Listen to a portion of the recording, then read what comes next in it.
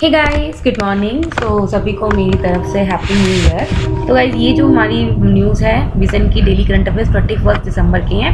तो चलिए हम फर्स्ट न्यूज़ स्टार्ट करते हैं 31 दिसंबर की। सबसे पहली न्यूज़ है, centre notifies rules for consumer protection jurisdiction of the district commission, the state commission and the national commission rules 2021। तो गाइस अभी क्या है, ये जो रूल्स नोटिफाई किए गए हैं वो मिनिस्ट्री ऑफ कंज्यूमर अफेयर्स के द्वारा किए गए हैं।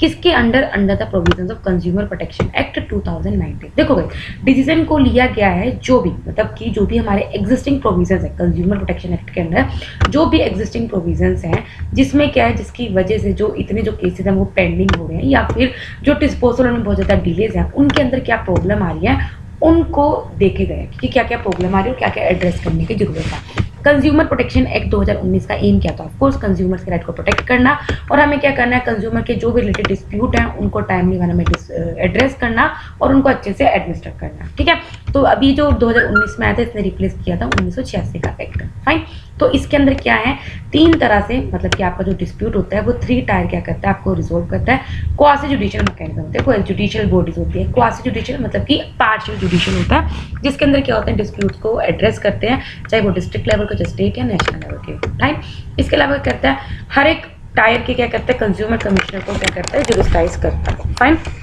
तो आप जरा देख सकते हो कौन कौन से स्टेट कमीशन है। एक डिस्ट्रिक्ट कमीशन है जिसमें कौन से जुरिस्डिक्शन आते हैं, जो अप टू 1 करोड़ तक का होता है। ठीक है, और इसमें अभी क्या है, अप टू 5 लाख रुपीज़ कर दिया। 50 लाख स्टेट में क्या था, पहले 1 करोड़ से 10 लाख तक, अब क्या कर दिया 50 लाख से 2 करोड़ तक में अगर आपका कोई डिस्प्यूट है then you can go to state. Fine, इसके अलावा है नेशनल, पहले था अबव 10 करोड़ लेकिन अब कर दिया है 2 करोड़ तक कर दिया। ठीक है, तो ये न्यू आई है जुरिस्डिक्शन। फाइन, मैकेनिज्म क्या प्रोवाइड है अंडर दिस एक्ट, तो ये क्या करता है, डिसाइड करेगा कंप्लेंट विद इन 3 मंथ कि अगर आपने किसी भी कंज्यूमर कंप्लेंट कर दी तो इररिलेवेंट कंप्लेंट भी तो कर सकता है, तो उस कंप्लेंट को क्या किया जाएगा, एनालाइज किया जाएगा और देखेगा कि क्या इसके एनालिसिस की जरूरत है या नहीं। ठीक है, और वो विद इन 5 मंथ उसको डिस्पोज कर देगा। ठीक है, ऑप्शन होगा, अगर आप फाइल कर सकते हो कंप्लेंट इलेक्ट्रॉनिकली थ्रू ई दाखिल पोर्टल। इसके अलावा क्या है, आपके पास ऑप्शन है जिसमें आप डिस्प्यूट को रिजॉल्व कर सकते हो through the mediation. Fine, next news है, China issues official name for the places in the Arunachal Pradesh. तो गाइस ये जो हमारी न्यूज है इंटरनल सिक्योरिटी में कवर होगी। अभी क्या है 15 प्लेसेस हैं जिसमें कुछ रेजिडेंशियल एरियाज भी हैं, कुछ माउंटेन्स और रिवर्स के नाम हैं और साथ में कुछ और भी नाम हैं जिसके नाम रखे हैं चाइना में। ठीक है, और अरुणाचल प्रदेश ने क्या किया, उन प्लेस को चाइना के मैप में शो किया है एज जंगन और उसे साउथ तिब्बत भी बोला है। ठीक है, लेटेस्ट जो इशू है इससे अब ऑफकोर्स आएगा क्योंकि नो बॉर्डर सिक्योरिटी लॉ आया है। ठीक है, एक मिनट गाइस, यस, तो लेटेस्ट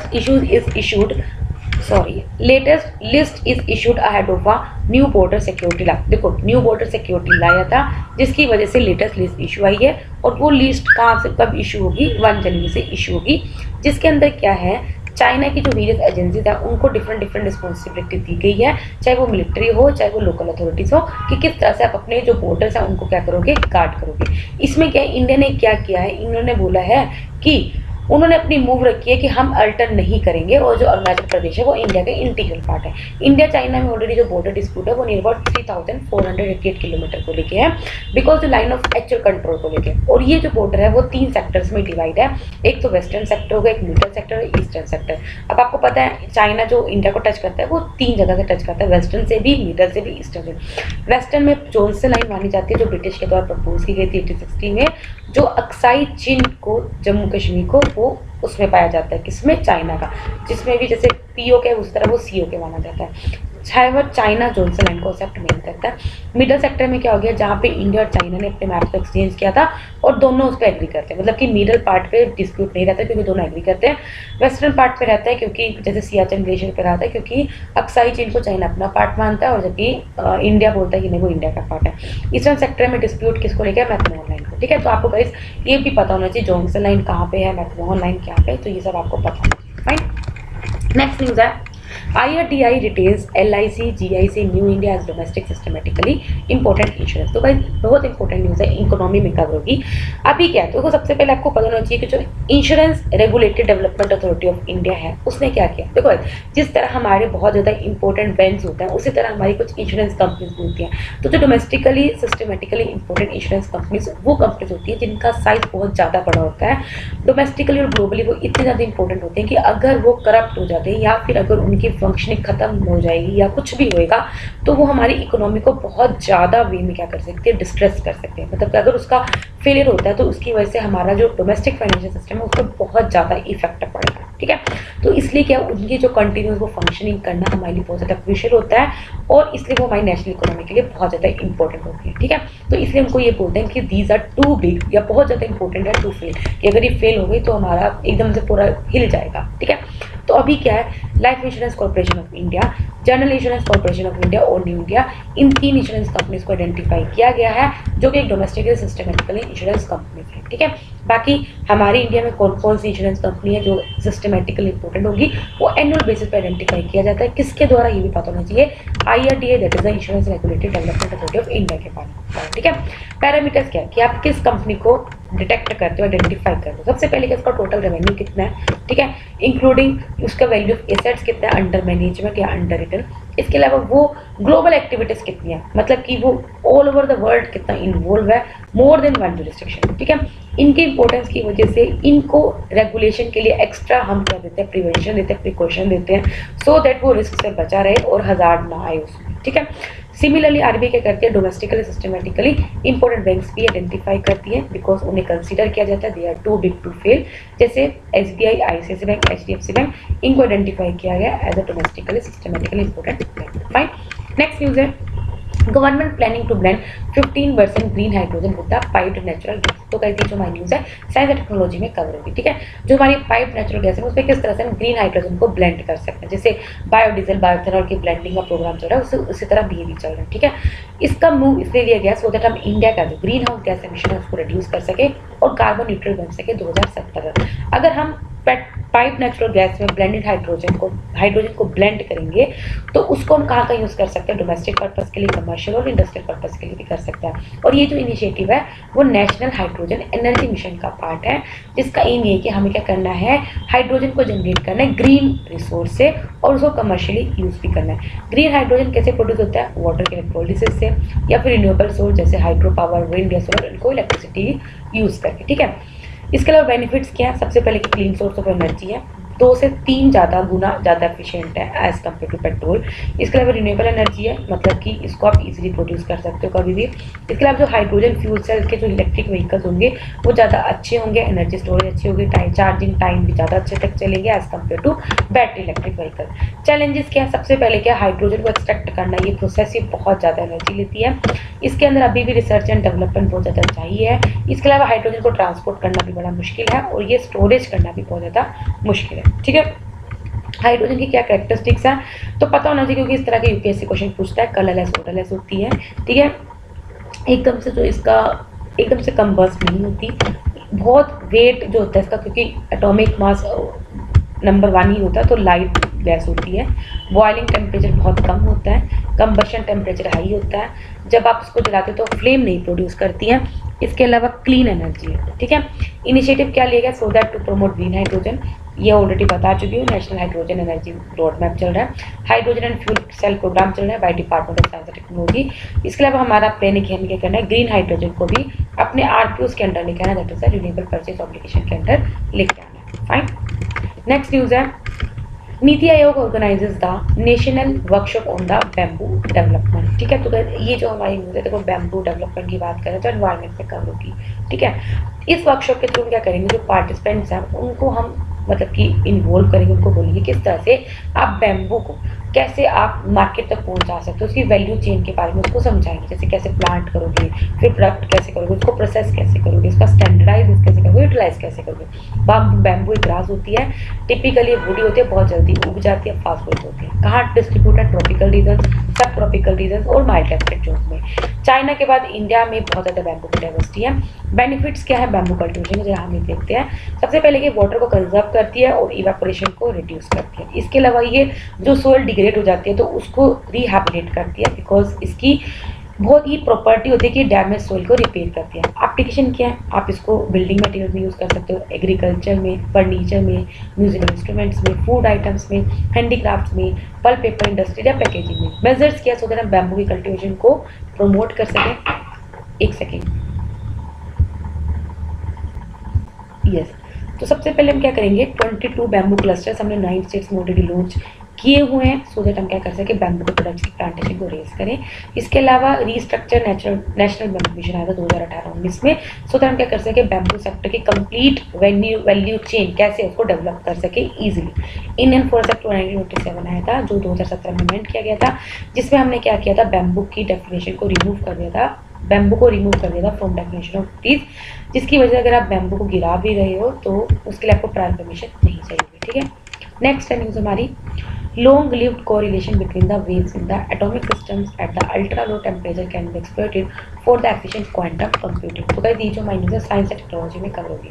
देखो इंडियन साइंटिस्ट ने क्या किया, टेक्निक को बनाया है जिसके अंदर हम क्या करेंगे, देखो जो एटम्स होते हैं जिनको हम बहुत ही कम टेम्परेचर में, माइक्रो केल्विन टेम्परेचर पे, आप सोच रहे हो 1 डिग्री सेल्सियस 273 केल्विन के बराबर होता है, जिस एटम्स को हम बहुत ही कम टेम्परेचर पे कूल करते हैं, उन एटम्स की स्पिन प्रॉपर्टीज को हम कैसे डिटेक्ट कर सकते हैं, तो उस टेक्निक को इंडियन साइंटिस्ट ने अभी डिवाइस किया। इससे पहले जो डिटेक्शन टेक्निक्स थी वो तो डिस्ट्रक्टिव थी और वो डिटेक्शन के वक्त क्या कर सकती थी, उस एटम के सैंपल को डिस्टर्ब कर सकती थी। ठीक है, स्पिन एक क्या होती है, फंडामेंटल क्वांटम प्रॉपर्टी होती है उस एटम की, ठीक है, या फिर इलेक्ट्रॉन्स एंड प्रोटॉन्स की एलिमेंटल पार्टिकल्स होते हैं। ठीक है, मतलब कि स्पिन क्या है, एटम हो गया क्या, इलेक्ट्रॉन प्रोटॉन जो भी हो गया, कोई भी पार्टिकल्स हो गए, उनकी क्वांटम प्रॉपर्टी होती है। ठीक है, जैसे भी हम एटम्स को कूल करते हैं बहुत ही कम टेम्परेचर पे, तो जो उनका स्पिन प्रॉपर्टीज होती हैं वो एक लॉन्ग लिव्ड होती है, जो कि क्वांटम कंप्यूटर से बहुत ज़्यादा जरूरी है। देखो क्वांटम कंप्यूटर्स की हम आजकल क्यों बात करें, क्योंकि क्वांटम कंप्यूटिंग फोकस करती है ऐसी कंप्यूटर टेक्नोलॉजी को डेवलप करने पे जो क्वांटम थ्योरी प्रिंसिपल्स पे बेस्ड हो, जो आपको एनर्जी या मैटर इनकी नेचर बिहेवियर को एक्सप्लेन करती है, मतलब सब एटॉमिक लेवल पे। इसलिए हम क्या करें, उनको कूल करें बहुत ही अल्ट्रा लो टेम्परेचर पे, सो दैट एटम का जो सैंपल है, जो एटम्स है, उनकी प्रॉपर्टीज डिस्टर्ब ना हो। ठीक है, इसमें क्या करते हैं हम, इंफॉर्मेशन को स्टोर करने की जगह हम क्या करते हैं, इसको बिट्स को यूज़ करते हैं टू स्टोर द इंफॉर्मेशन। ठीक है, जैसे किसमें 0 या 1 में, बिट्स में। ठीक है, कन्वेंशनल कंप्यूटर जैसे करते हैं वैसे नहीं करते। ठीक है, क्वांटम कंप्यूटर का यूज़ करते हैं, ये हमने गाइस पहले भी पढ़ा हुआ है, क्वांटम बिट्स यूज़ करते हैं, क्यूबिट्स यूज़ करते हैं, जिसमें वो इन्फॉर्मेशन को स्टोर करते हैं। ये करते हैं मेनली जो फंक्शन करते हैं 2 प्रिंसिपल पे करते हैं, सुपरपोजिशन या फिर एंटेंगलमेंट। ठीक है, सुपरपोजिशन का मतलब क्या होता है, हर क्यूबिट में क्या होगा, बोथ 1 and 0 एक टाइम पे वो आ सकता है, 1 0 भी आ सकता है, 1 1 0 0 आ सकता है। एंटेंगल का मतलब क्या होता है, जो क्यूबिट्स होते हैं वो एक दूसरे के साथ कोरिलेट कर सकते हैं, मतलब 0 भी हो सकता है 1 भी हो सकता है, वो डिपेंड करता है उनके स्टेट पे। ठीक है, तो आपको पता होना चाहिए क्वांटम फिजिक्स के 2 प्रिंसिपल होते हैं, सुपरपोजिशन एंड एंटेंगल, और सुपरपोजिशन में क्या होता है और एंटेंगलमेंट में क्या होता है। ठीक है, अब हम बढ़ते हैं छोटी छोटी न्यूज़ पे, और सबसे पहले क्या है, आफ्सपा 1958 हम लोग दिन पढ़ा था, यूनियन होम मिनिस्ट्री ने एक्सटेंड किया आफ्सपा को नागालैंड के होल पार्ट में अगले 6 महीने के लिए, और ये स्टार्ट होगा 30 दिसंबर 2021 में। प्रेजेंटली आफ्सपा कहाँ पे है, जम्मू कश्मीर, नागालैंड, असम और मणिपुर और अरुणाचल प्रदेश के कुछ पार्ट्स में है। ठीक है, इलेक्टोरल बॉन्ड्स क्या होते हैं, देखो इलेक्टोरल बॉन्ड्स क्या होते हैं, इलेक्टोरल बॉन्ड्स उस तरह के इंटरेस्ट फ्री बियर्ड इंस्ट्रूमेंट होता है। सपोज करो आप किसी पॉलिटिकल पार्टी को सपोर्ट करते हो, बीजेपी, कांग्रेस, किसी को भी, ठीक है, अगर आप उसको कुछ डोनेशन देना चाहते हो, कुछ भी करना चाहते हो, लेकिन बिना अपनी आइडेंटिटी दिखाई, अपनी आइडेंटिटी को रिवील किया, उसको कुछ डोनेशन देना चाहते हो, तो आप उसको इलेक्टोरल बॉन्ड दे देते हो। ठीक है, और उस बेस पे आपको कोई इंटरेस्ट नहीं लगेगा। ठीक है, तो अभी इलेक्टोरल बॉन्ड की जो सेल है वो ओपन की जा रही है 1 से 10 जनवरी के बीच। इलेक्टोरल बॉन्ड क्या होता है, जब भी इशू करता है कोई भी, अगर सपोज करो मैंने इशू किया तो वो 15 दिन के लिए वैलिड होगा, और अब वो इंडिया का कोई भी सिटीजन खरीद सकता है जो भी इंडिया में एस्टैब्लिश है। ठीक है, इसके अलावा इलेक्टोरल बॉन्ड को खरीदा जाता है किन किन वैल्यू में, देखो 1000 रुपये में 10,000, 1 लाख, 10 लाख, 1 करोड़। इसके अलावा SBI सिर्फ ओनली बैंक है जो ऑथराइज्ड है जो इलेक्टोरल बॉन्ड को बेच सकता है। एलिजिबिलिटी क्या, अगर किसी पॉलिटिकल पार्टीज को इलेक्टोरल बॉन्ड चाहिए तो क्या, तो सबसे पहले कि उस पॉलिटिकल पार्टी को एटलीस्ट अगर जितने भी अभी तक असेंबली इलेक्शन या जनरल इलेक्शन हुए उसमें एटलीस्ट उसको 1% वोट मिले हुए हो, देन उसको इलेक्टोरल बॉन्ड वो ले सकता है। नेक्स्ट है जीएसटी कंपनसेशन। देखो जीएसटी कंपनसेशन, जैसे जीएसटी आया था 1 जुलाई 2017 में, तब क्या हुआ था, स्टेट्स ने ये बोला था कि भी जीएसटी के आने से हमें कुछ क्या हो सकता है, लॉस हो सकता है। तब ये बोला गया था कि अगले 5 साल तक जीएसटी कुछ स्टेट को दिया जाएगा as a part of GST compensation, ठीक है। तो as per GST legislation states को बोला गया था that they will be compensated by the centre for a period of 5 years till July 2022 अगर उनके रेवेन्यू में कुछ भी कमी हो जाती है, ठीक है।